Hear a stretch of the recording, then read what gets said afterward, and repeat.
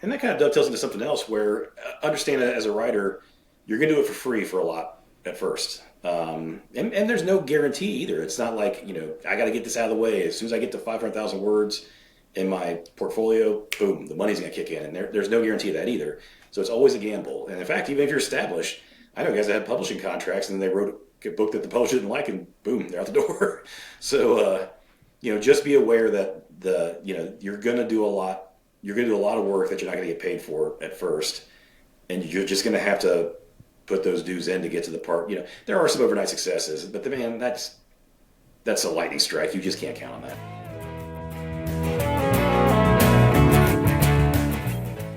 I'm Kandas Rodarte. This is Gratitude Geek. And I woke up this morning, the first words out of my mouth were, "It's Joshua Dalzelle Day!" So today we are speaking to #1 bestselling author, master of the space opera genre, Joshua Dalzelle. All right, welcome, Josh. Thanks for having me. I am uber excited to talk to you. This show is called Gratitude Geek. Most of the time I'm focused on the gratitude part of that. Today we're focused on the geek. Mm-hmm. So what would you like the audience to know about you? Guess there's not a lot to tell. I've been writing since forever, since I can remember, but I've been writing professionally since 2014. I started 2013 independent publishing and decided to give that a shot after multiple rejections with big publishers, and just to see if it was a viable channel for a creative outlet. And it really it took off, and it's I've been able to grow it and sustain it since then. So you have published all of your books independently? Initially, yeah. Every title out has been initially published independently for the ebook. There have been separate publisher deals for audio, foreign translations, and things like that. That I've split the rights off of each title to do things like that. But yeah, each one has come through. Every one of my own titles has been independent. You've had huge success. It was successful enough, quickly enough that I wasn't pushed to do anything else. It was why mess with something that's really working. So I've stayed in this world, and there's an amazing amount of freedom that comes with this, because I don't get really told when to write, what to write, how to write. It's as long as I'm giving my audience what they want, then we're all happy. So since 2013, how many books have you written? 33. 33 books. 34th is getting ready to come out. So in 12 years, you've written 34 books. And you've also been involved in an anthology? Some anthologies. There were some novellas, things like that have been included. That there was one for Discover Sci-Fi project, and then I think I did one with Jay Allen. I included about a 20,000 word short in there. So we have a lot of avenues that we can go down. A lot. First of all, you have garnered 5-star reviews on Amazon that number in the tens of thousands, if not more than 100,000, which means you have a way of engaging with your audience. So talk to me about that. Talking craft, I think, and I'm trying not to make it too simplistic, but storytelling is king. If you can tell a good story, if you can entertain the people that pay money for your book, they will overlook certain things like, that cover wasn't that professional, or I did find some typos, or I wasn't in love with this story arc. But at the end of the book, if they can say, hey, I'm glad I spent 8 hours reading this and it was worth the $6, then you'll get them for the next one, and they'll be pretty inclined to be gracious with the reviews. I don't get a ton of 1-stars. And here lately, I think the 1-stars are from people who had expectations of a book to be a certain way, and I went it different, and that just bothered them, and so they hit it at the end. The way that I felt about 7, 8, and 9 of the Star Wars series. Yeah, the way we all felt, yes. Have you read the Star Wars novels that came out before 7, 8, and 9 were created? What do they call the expanded universe? Yeah. Oh yeah. I was yeah. So I was waiting for Jaina Solo to be the star of the new trio of Star Wars movies. I think a lot of us thought that Timothy Zahn laid a pretty decent roadmap to. I mean, you didn't have to follow it exactly, but the bones were there that they could have just they didn't scrap it all. I've quoted this before. I've said this before, but Jaina Solo is the Disney princess we all deserve. That's the one we needed. Yeah, she is. Yes, she is the Disney princess we were looking for. And Star Wars, Disney, they missed out on a huge opportunity there. All right, that's completely aside from the conversation. I want to talk to you about Omega Force, because Omega Force is the series of books that I fell in love with. My husband and I listened to them together on road trips. It's like one of the only things that my husband and I have in common is that we listen to your books together, right? And they kind of remind me, when I tell people about the books, because I do recommend them often, I'm one of your super fans, right? I say that the books kind of are a meld of Farscape, Guardians of the Galaxy, and Firefly, sort of melded together. Yeah, that's accurate. And then I saw an interview that you did where you talked about Farscape. So were you inspired by Farscape, or? Yeah, I mean, it was definitely one of my early influences. I think Farscape was out when I was in high school, maybe. Yeah, it's pretty old. So, I was watching things like that. I loved Firefly when it came out. And I was always drawn to that sort of adventurism of just a guy lost in space or a small crew or things like that. I thought it was more compelling than, the more full fleet military type stuff, which I've done too. But, it started as something fun to write like that, like Farscape or Firefly, or even going back to things like A-Team and, the good 80s action shows.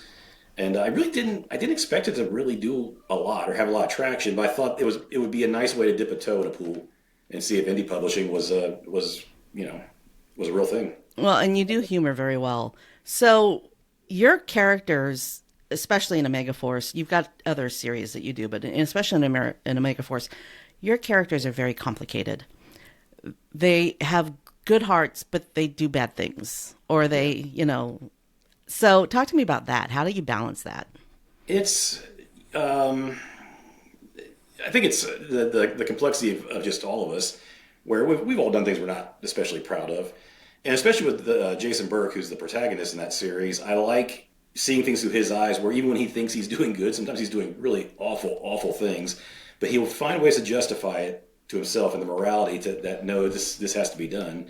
And then you have guys like Doc is one of the characters who seems to be really on the up and up. He's the good guy, and then you find out that he's done some really terrible things with medical experimentations, things like that.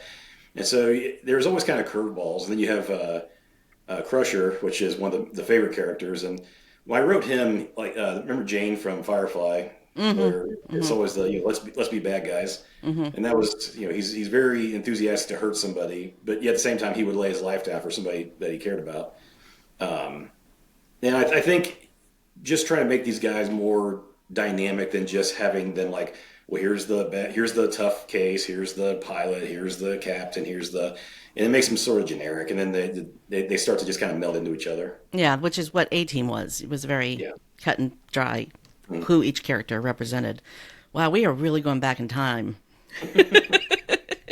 Really going back in time.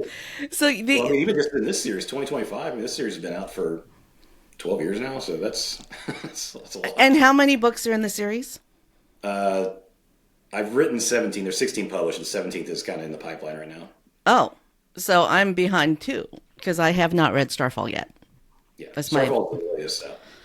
So, let's talk about political intrigue. You write political intrigue. You write political intrigue like a mystery writer. You are so good at it. So why do you have the expertise or the knowledge or why do you do that so well? I really can't. I guess I can't. Pinpoint a single thing that I've done in my past that would give me any sort of unique knowledge of that. I'm not into politics. I'm not really into I watch like everybody else does the news. But I think a lot of it came from just trying to write political intrigue in a way that could be approachable by everybody. I did not want contemporary U.S. politics polluting my story, and not so much that people get angry, but then it's like it sways how you look at certain characters, things like that. It's like, oh, this guy is definitely an analog for a person who's that I see on TV right now. Mm-hmm. And so I tried to make it a little more exotic than that, and so you have to work at it and kind of map it out and how it looks. A lot of characters in your stories are actually AI. So you've created AI characters. Talk to me about that. The first would be the race of sense, which are androids. And of course, being a Star Wars fan when I was younger, I liked the idea that there could be a fully sentient machine that walks and talks, has feelings, has a sense of humor, has desires and dreams. Then, of course, when you write a character like that, then comes the ethical issues of, well, does this thing have the same rights that a person born naturally would have? And that leads down some interesting roads. And so doing that, you have to write those AI characters or artificial characters with motivations that you feel like they would have, not necessarily like a biological human. And a lot of my characters in that series are anthropomorphic. They're very humanish, just to keep the story going. I can't make them too wild, or it's Well, they have very distinct personalities. And yeah. you do have evil AI characters as well. I mean, you have good Yeah, AI. and that was something an editor and I argued about as far as it's like, well, if these are truly intelligent individual beings that can expand past the confines of their programming, then I guess, morality does come into it. We would have good and evil, as we would look at it. You wrote the first story 13, 14 years ago, and you had the AI characters then, but then you didn't have AI. Like, we have AI today that exists in a way that 10 years ago none of us imagined. Mm-hmm. And who knows what's going to happen in the next 10 years. I mean, if in 10 years we have AI the way it exists today, what's going to happen 10 years from now? Yeah. Do you have hesitations, qualms, words of advice for the people developing AI right now? Not really. I mean, it's intimidating, I think. And so in my line of work right now, the wild fear is that AI is going to take over. Once AI can start being used for creative endeavors, well, if something can write a book in 10 minutes, then what place does somebody like me have? And so there's a lot of that sky is falling type thing. And so, but I don't think you can really hold up progress somebody's going to do it. It's going to be created. Now that we're on that path, it's happening. So, I think it's best to do it kind of really, in the light where everybody can see, what's happened, where it's going, what the ramifications are. Because I think a lot of people are going to be looking at, entire career fields being wiped out, because you can buy a computer or have it like call centers, things like that. You're still going to need people to a lesser extent. Is my fear is that you'll have that first layer of interaction will be through something you won't even know it's AI. If they get them good enough, you'll just think you're talking to a person. However, devil's advocate here, because that's my job. If I had a favorite AI author, I wouldn't be able to interview them and have a conversation with them. True. And although, you wouldn't be able to see a face, but it'd be interesting to see if that would be possible if you could interview them. I mean, it'd have to be a dedicated machine that's what it does. It's an author. Yeah. So it'd be interesting. That would be interesting. And I bet you that's probably going to, you just unleash something. It's going to happen. It's going to happen. It's gotten really good. It's gotten conversational when you talk to some of these better systems. And yeah, when I first started Megaforce, the reason the ship doesn't have an AI in it, like Star Trek or some of the other stuff, is because I thought it was silly. I was like, well, that's not, that's probably not going to happen. And it wouldn't be a practical way to interface with the machine. And I didn't want to write another character because then inevitably this thing starts getting a personality. It's like, now I got to, the member of the crew basically. And so in the course of the series now we have phones with personalities on them. So. But you did add an AI interface to the ship.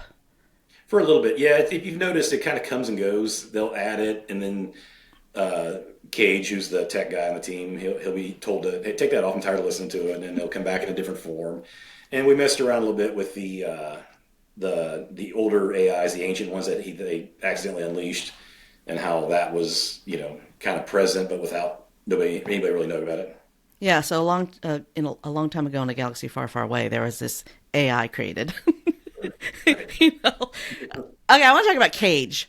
Because Cage is my absolute favorite character from the books. I love Cage, but nobody else likes him. Why did you make that choice? Funny thing is, a lot of the readers like him. I don't hate him. I mean, but the other characters don't like him, and that's the. No, he was based on somebody that I had a friend who had a lot of siblings, and Cage is the guy who will act out and draw negative attention, and take the punishment because it's what unifies the family. It keeps everybody together. It keeps them from going at each other, and he can take it. And so he just is the bad kid that lets everybody else beat up on him because that solidifies the family dynamic. It is a nice running joke. It's a recurring theme throughout most of your books. Somebody says something along the lines of, I'll miss you, except for Cage.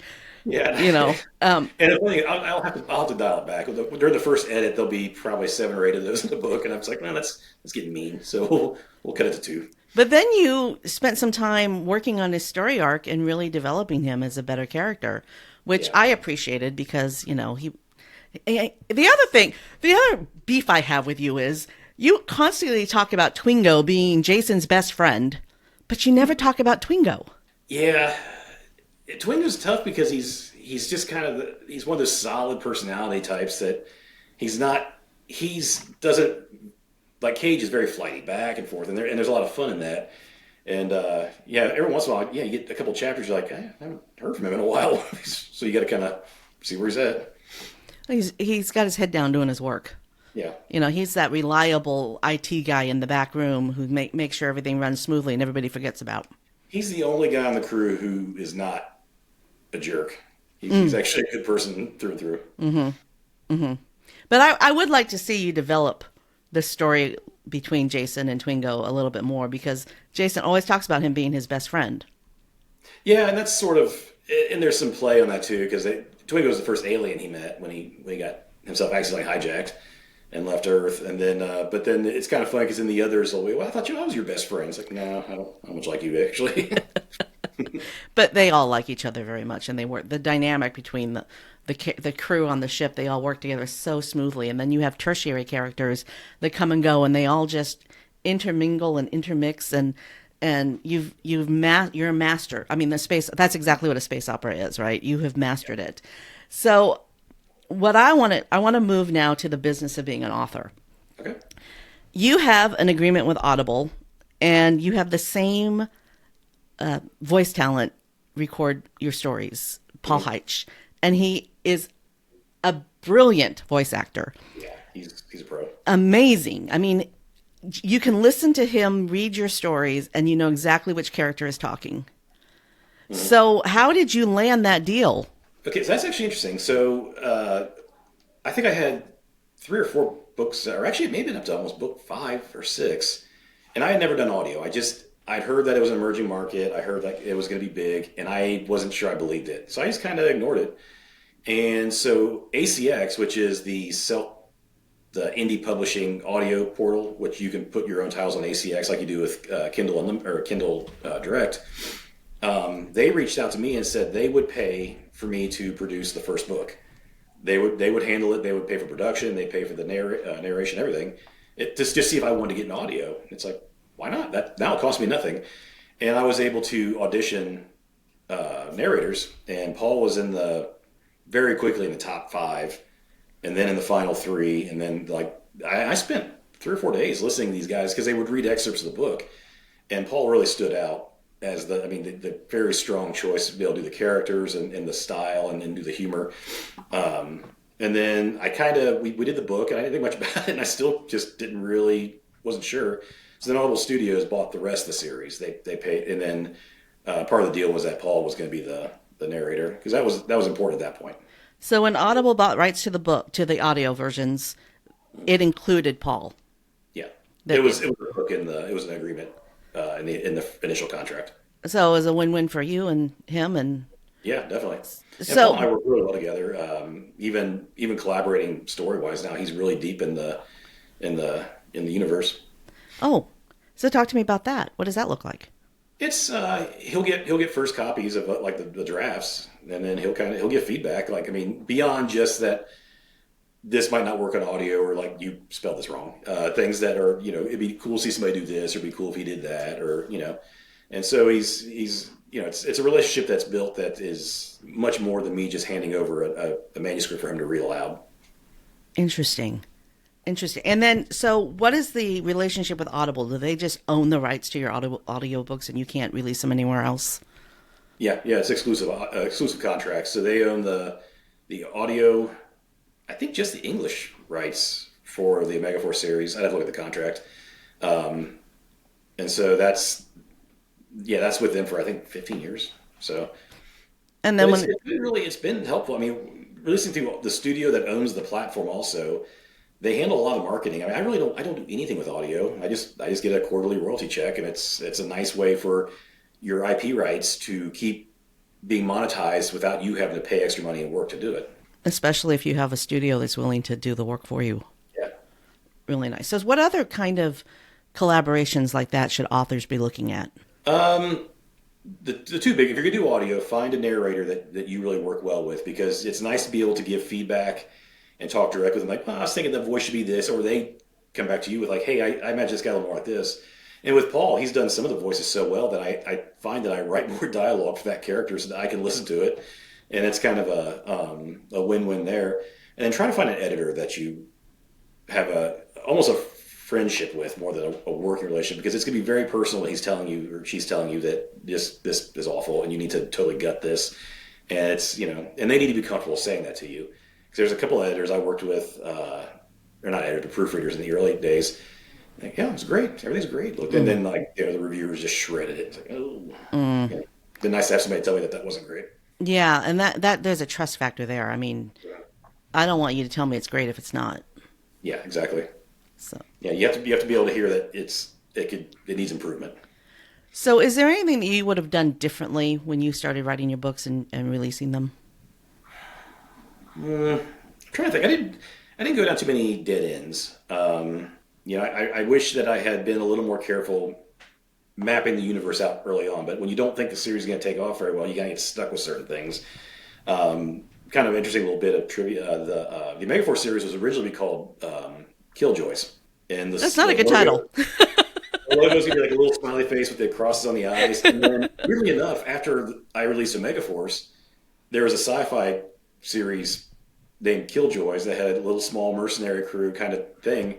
No connection, but it was just wild coincidence. It's like that was sucked, because then they probably would have wanted me to stop writing them. So yeah, one of my favorite stories is Stevie Nicks talking about riding along in her car, and she's listening to the song "Little Red Corvette," and the lyrics for "Stand Back" start popping in her head, and she's writing "Stand Back" in her car, listening to "Little Red Corvette."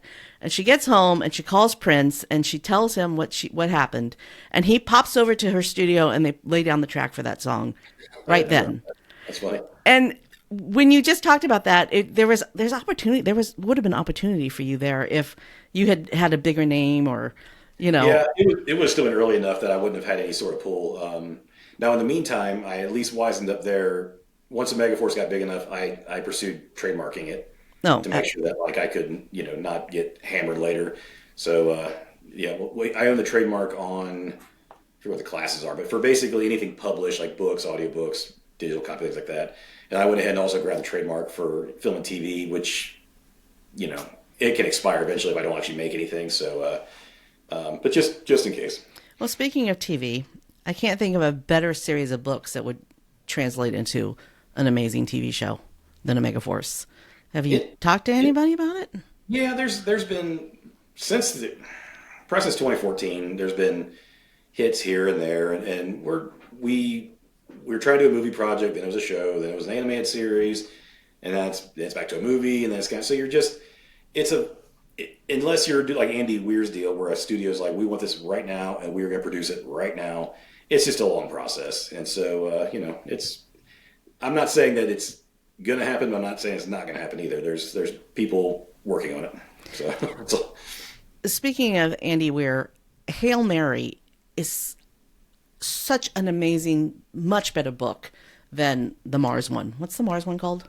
The Martian. Yeah, The Martian. I mean, Hail Mary is just an exceptional story. I think it was because of the process, and The Martian was really, really good, but he wrote it in little chunks, and I think released it in like chapters at a time before it got compiled into a novel. And then interesting.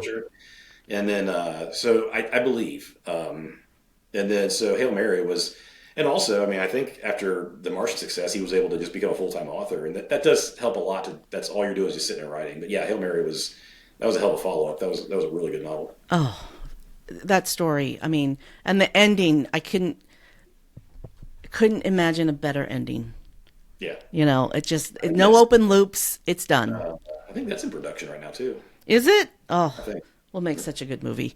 So do you have are you a full-time writer or do you have a gig? Yeah. You are? No, I went full-time in 2014, which people would think was kind of early. But at the time, I wasn't married then, no kids, no really anything. I lived pretty sparsely, so I didn't have really even have a lot of bills. I was working as an engineer, and it just felt like, if you don't try it now, then your life's going to get too involved, and you're going to be too afraid to do it later when there's obligations. So it was a now or never. It was always a dream, but it's like, I didn't want to be 10, 15, 20 years down the road and think, man, I wish I'd taken the chance. So Yeah. Well, I'm glad you did because I've received hours and hours of enjoyment from your books. All right. So, what does being a full-time author look like? Like, what does your day look like? this is where people get kind of, I don't say jealous, but like it's I'm not gonna lie, it's nice. I kind of wake up. I naturally pop up around between 7:38, and I really, come down, get coffee, read, go through what I read or wrote the day before, get a train of thought going, and then I'll write about 1,000 words, in that early part. Then go goof off, do something else, go to the gym, mess around, then come back and write. Try to get between 2 and 3 in a day. It may take me till 8 o'clock at night. I may get all done early. You never know. So it's a very very freewheeling lifestyle. And then if there's nice things, if something comes up in life, like, oh man, I missed 2 days, like it's not a huge deal. So I've worked at home for 25 years or more, 25-ish, more than that probably. And I've heard other people who haven't worked from home as long as I have talk about how they have a set schedule. They start work at such and such hours. They leave work at such and such hours. And I'm like, no, I go and fold laundry, come back. yeah. I go and do the dishes, come back. I make dinner, come back, because You can look at it as you have a lot of free time, or you can look at it as you work all day. Because it'll be 10 o'clock at night, and I'm still, depending on what stage the project's in. A lot of times, if you're on a hot streak, you don't want to get out of the chair. You want to sit and really keep going until you have that thought out. yeah. So it is, when people think of writers, they don't think of what you just described as this 2,000 to 3,000 words a day, really hammering it out, sometimes not leaving your desk forever. They just think of this glamorous life that you explained at the beginning. Yeah. So you sort of glossed over that sometimes it's really a lot of work. It can be tedious if it's fighting you. We've all had it happen. Just where it's like you're halfway through a book and you realize that it went down a road you weren't sure about, and now you're stuck, and now you're not sure if, like, do I force it or do I backtrack and delete a lot of words? And so not having, and that's maybe the indie part of things is nice because there's no publisher deadline looming that's beating on me and stressing me out. So that can be yeah. And it is maybe not glamorous is the right word. Like, as you're sort of thinking of like the show Castle, where he's got premieres of the red carpet, and that I don't think that happens to anybody in real life. Do you go to Comic Cons or anything like that? I went to Dragon Con in 2019. I had a book nominated for the Dragon Award, but I haven't really gotten the chance to go out much. I go to Vegas for a writers conference usually every year, and then the big cons, I'm like, it's always back for like, do I want to go or do I not want to go? And then we had COVID hit, and I was like, let's stay home. Thing with the cons too. I know when I went to Dragon Con, the one reception I went to was cool because I got to meet Larry Niven and Brandon Sanderson, and having these little one-on-one conversations with these giants in the industry is nice. Yeah. You'll never get that access anywhere else. I am never at a loss for words, but I met George Takei and I couldn't even form a sentence. Could not form a sentence. I'm never at a loss for words, and I couldn't form a sentence when I met him. Let's go back to helping authors who want to be fiction authors and they're thinking about doing this.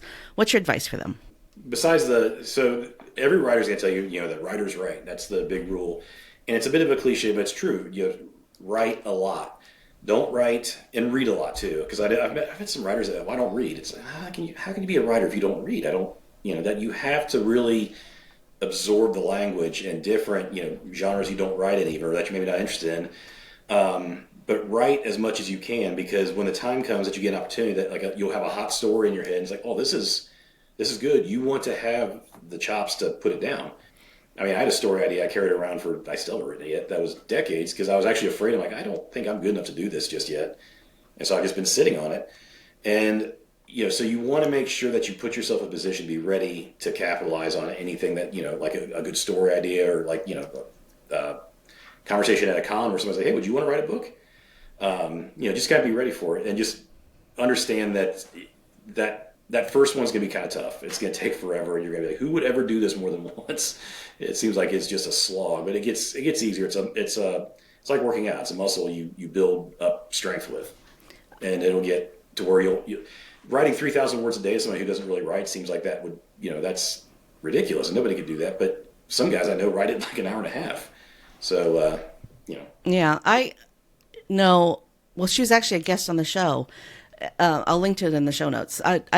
She was a client in my former business. My husband and I had a custom furniture business, and she was a client. And so I followed her on social media, and I saw that she had a book coming out, and said, "Hey, that's Suzanne. It's congratulations. Come talk to me about your book on my show." And it turns out that a major publisher liked what she was doing on Twitter and asked her to write the book. Wow. And she was writing something on Twitter every day in a specific genre. This is caregiving. She had been taking care of her parents. So she was giving tips on how to care for your elderly parents. And the publisher came and said, "Hey, there is a need for a book on this in this field." So even writing on Instagram every day, or just writing something. Or, like a blog. And that kind of dovetails into something else where understand that as a writer, you're going to do it for free for a lot at first. And there's no guarantee either. It's not like, I got to get this out of the way. As soon as I get to 500,000 words in my portfolio, boom, the money's going to kick in. And there's no guarantee of that either. So it's always a gamble. And in fact, even if you're established, I know guys that had publishing contracts and then they wrote a book that the publisher didn't like and boom, they're out the door. So, just be aware that you're going to do a lot. You're going to do a lot of work that you're not going to get paid for at first. And you're just going to have to put those dues in to get to the part. There are some overnight successes, but that's a lightning strike. You just can't count on that. Yeah. So sometimes you get paid on work you did 15 years ago. Yeah. Patience and don't give up. Yeah, and even so, the Omega Force series, for example, from 2013 and 2014, or the beginning of 2015, wasn't a huge seller, successful, but not a breakout type thing. And then I wrote a book in a different series that was, and then those people went back and bought all the Omega Force books at one time, and so that really drags us up the charts. So have that material there, so when you do get a break, that you got other things to sell. So was that the Black Fleet series that? Yeah, Worship was the first in the Black Fleet series, and that came out in January 2015, and that was a runaway for me. That was a very successful book, and so it in turn introduced a whole new group of readers to the Omega Force series. How interesting, because I personally like Omega Force better. It was there's a funny little curve to it. So at first, Omega Force is all I had out, and then Black Fleet really dominated everything, and everybody loved that. And then that ran its course, but also the Omega Force went shot back up. That it was the most popular thing I was doing.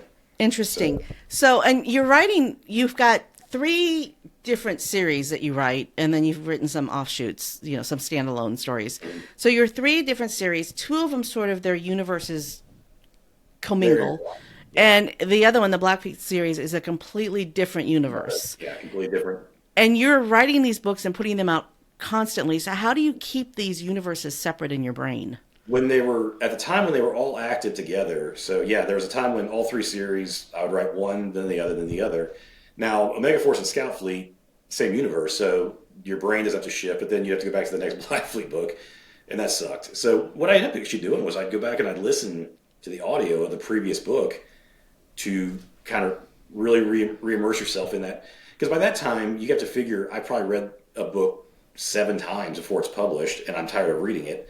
But listening to it for the first time, that's much nicer, and it'll put you right back into where you need to be at to start the next one. Yeah, when I read your books instead of listening to them, I read them in Paul Heich's voice. Yeah, you start doing that. So the Black Fleet series is very military, and I understand that you are retired military. So did the work that you did in the military inform your writing? A little bit. I was in the Air Force, and the Black Fleet series really draws heavily from naval tradition. And I've been on a Navy ship one time, so I really didn't. And I know people, and I have informants that people that were in the Navy, specifically submarine service, that really helped me with a lot of that stuff. And that was some of the biggest compliments I've got from ex-Navy that said, "Oh, I could tell you were in this type of ship." It's like, nope, I was not. And the comparison there is being on a submarine is as close as you're going to get to being on a spaceship. Very similar. The isolation, you can't get out. Once it's in space or once it's underwater, there's no, I got to go get some air. There is no air. You have to stay in this thing. Interesting. And so the psychological impact of a person in an environment like that is very similar. We have a submarine museum here in town, and my husband and I have been on it a couple times just to tour it, and it's so. I mean, the men must be 5 feet tall because their beds are these little tiny cots. Yeah, I'm 6'4", so I think I was disqualified from subservice if I had gone to the Navy. Which I wouldn't want to do it. That takes a special kind of person. Yeah, and I mean the galley, the chefs are cooking all day long in these tiny little galleys. Mm-hmm. It's just, I mean, this is a World War II submarine, so I'm sure that subs are a little nicer now. Maybe not, but you're sleeping on top of torpedoes. I mean, I'll link to the video of my husband and I taking the tour of the submarine in the show notes, y'all, if you want to see it, because it's this tiny little thing. And while you're checking out the show notes, why don't you share the show with someone that you know that's a novelist in the making who wants this great advice from the master of the space opera, Joshua Dalzelle. You're trying to keep it to helpful advice too. So yeah. Out the weeds. Do you? I mean, other people have called you the master of the space opera. I'm not the first, right? So, how does that make you feel? Well, I don't want to say uncomfortable, but it is really humbling because there are some really, really, really good people in the genre, and so even being able to be even in that company, I know I've been on panels at conferences with guys like David Weber and some of these really established figures that I read growing up, and so even be allowed to be on stage with them is a huge honor. But you deserve it. I mean, you've put out over 30 books. You've got tens of thousands of 5-star reviews. Really, what I hope and what I hope when I'm done or when is that there's kind of an enduring thing that that the books hold up years later with the other ones like that. Yeah. So we've covered a lot. Is there anything that you want to tell the audience that we haven't talked about yet? From a business point of view, if you're going to get into the writing business, if you're going to get into indie writing, really look at diversifying.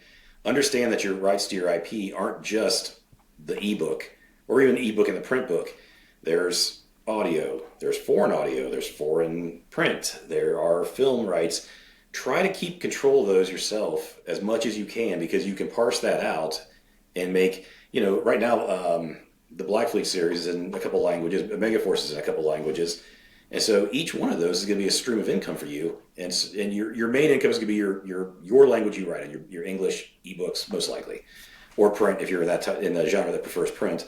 But man, really wring out what you can of these IPs, because they can pay you in ways that it's passive income. It's just paying out. You didn't have to do any extra work for it. Did you use an attorney for that? Yeah, I use I don't have an agent. I use an entertainment attorney. He's really sad. The only thing he does differently that an agent would do, an agent will go out and look for deals, whereas my attorney is basically just handling things once somebody comes to me. But he still negotiates on my behalf and will argue for more money, argue for better terms. And the nice thing about using an attorney is that instead of having to pay 15% for the life of the project or the life of me, I'm paying the hourly rate of an attorney. Yeah, the guy I've got, there's a couple at the firm, but the one I work with mostly, he a lot of big time film contracts, things like that, but he's also done book stuff too. So it's nice to be able to, and you really want to make sure that you have somebody look these over unless you are really confident that you're catching it all. A lot of these are like the contract with Podium Publishing is nice and straightforward. It's 2 pages. Your reserved rights and your given rights. Everything's very. I've never heard of a 2-page contract. Yeah.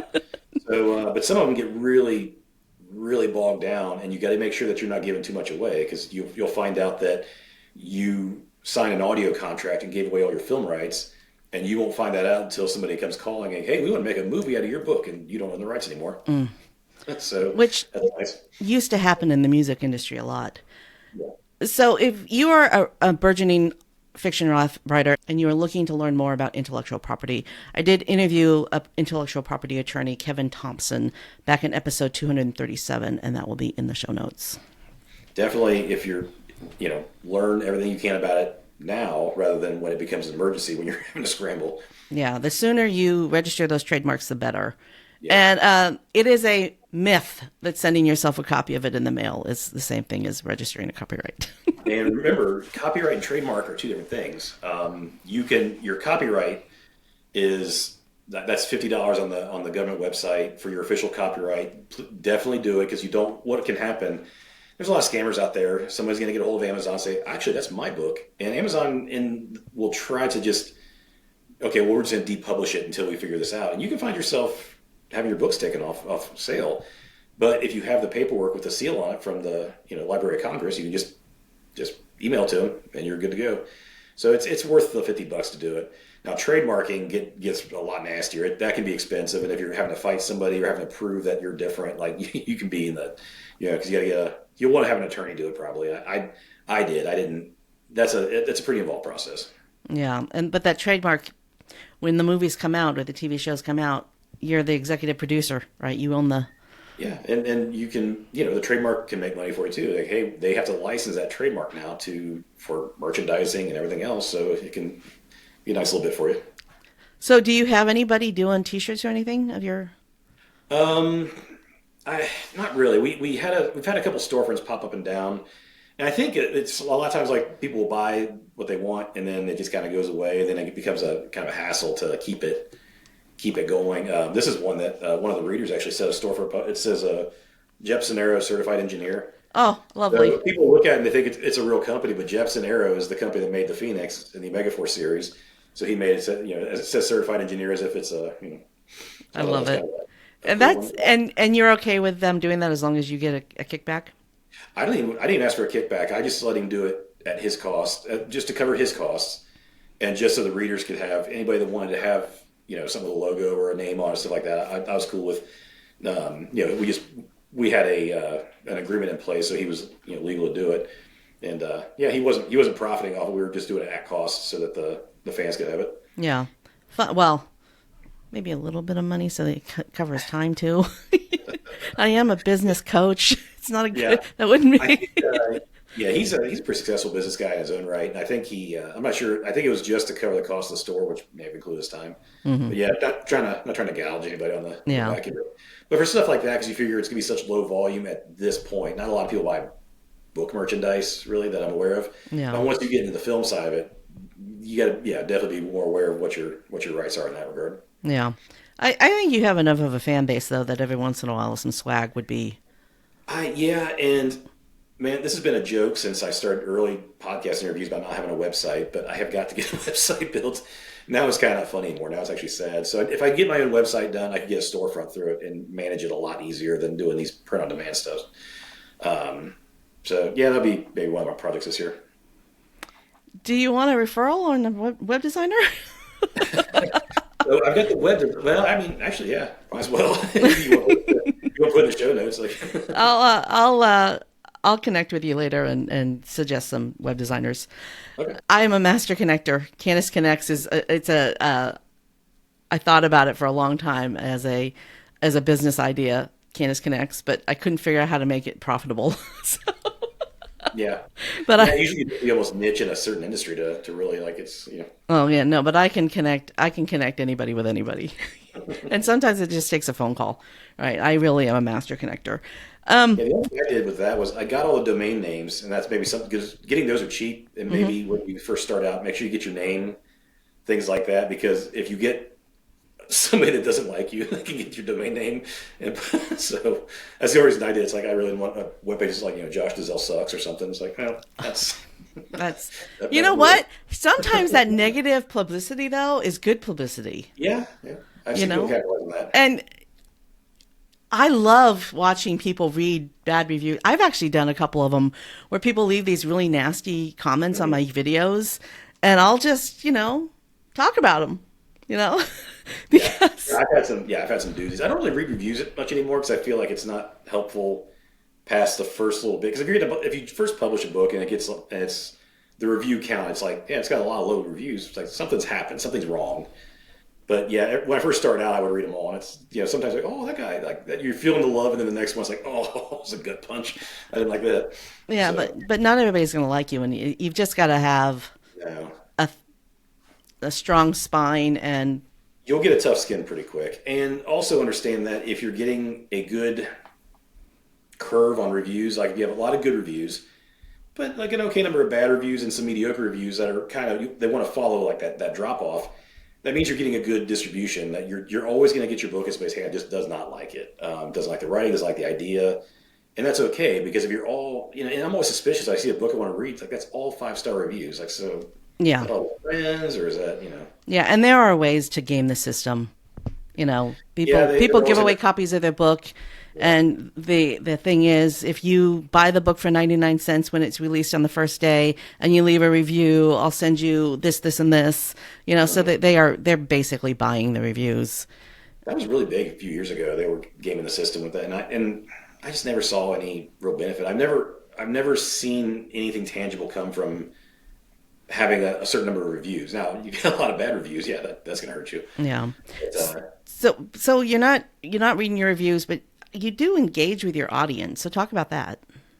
I do it through social media as much as I can. Now, if somebody messages me, I definitely will try to get to it. I get a lot, and a lot of it is just stuff, people trying to, sell me a service or something.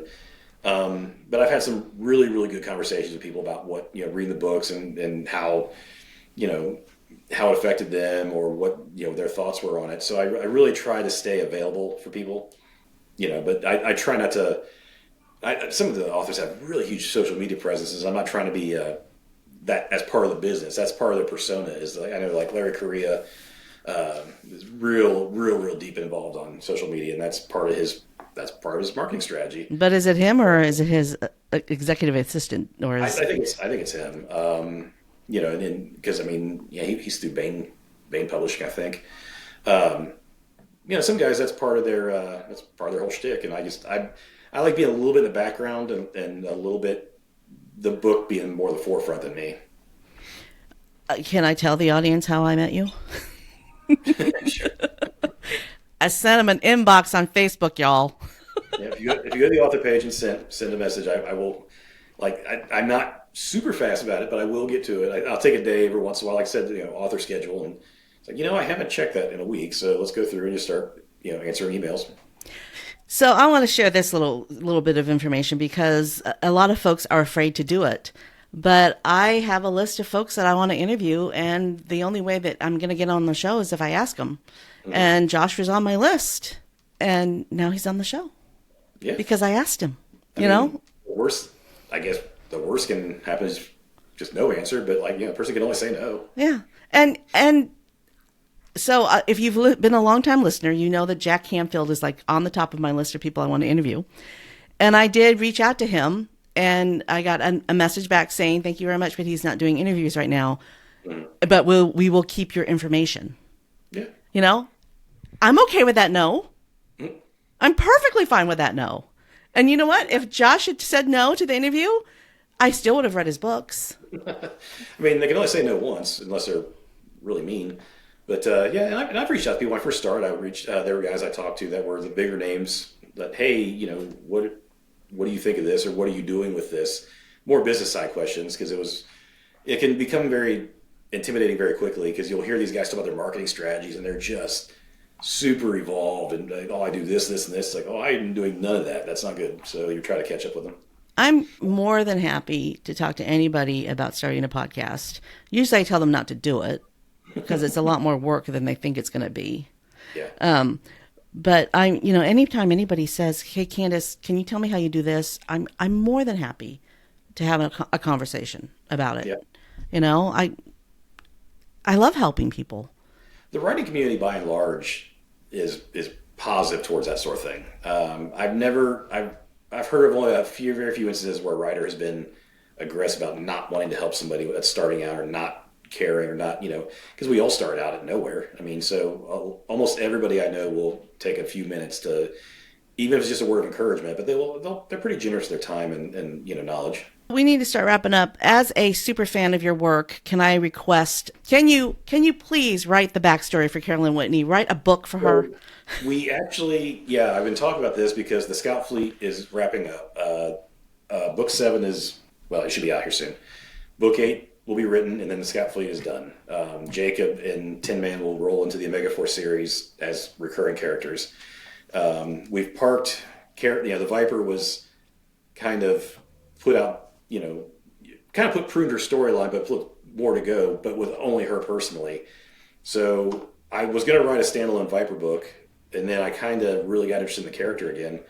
And I think I'm going to try to do a trilogy with her, which would be her backstory, then her days as an assassin, and then where she's at now, trying to kind of hide as a normal person.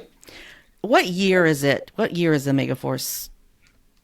So, that's interesting because I didn't go... Because Carolyn Whitney is like 1940, was when she was abducted. She was abducted in World War II, or during World War II. Jason... So Omega Rising is 2013 and Jason... Or 2012, and that was 2012 in Jason's world. Okay. Now it's way into the future. We've stretched it out because I kind of can't use current timeline now because I dragged Earth into things. So probably 2050s, 2060s. Okay. And then I kind of cheated and made Jason semi-immortal with his anti-aging. Yeah, it's easy to say an alien doesn't age, like we do, but it's tough to take. Jason was in his late 20s when he was abducted, and so that's pretty soon he's in his 40s and 50s. He's not gonna be running around jumping on buildings anymore. So Whitney, the Viper's got to be 120-ish then in the time period. Wow, there's a lot of books you can write there. Yeah, and I think weirdly enough, she really got fleshed out in the Scout Fleet series. She became a really compelling character with her arc with Jason's son.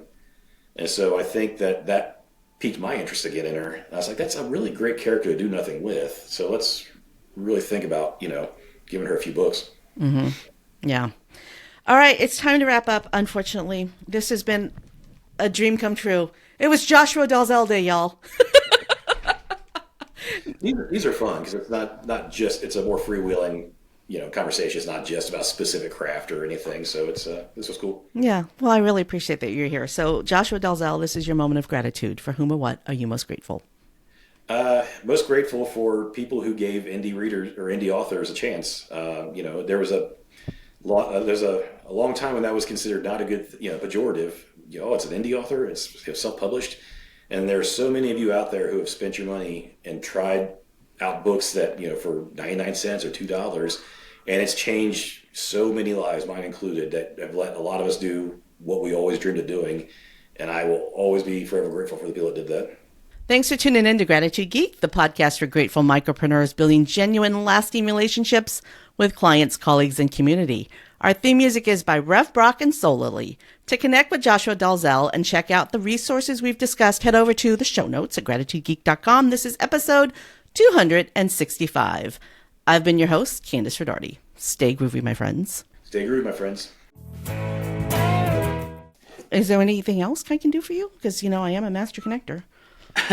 No, that's really the only business thing. Like I said, it's been a running joke. It's like, how do you not have a website? And at first I was doing it to be stubborn. But now I'm like, okay, it's getting a little stupid. I'm probably missing out on a lot of things I need to have done. So yeah, like a mailing list. Yeah.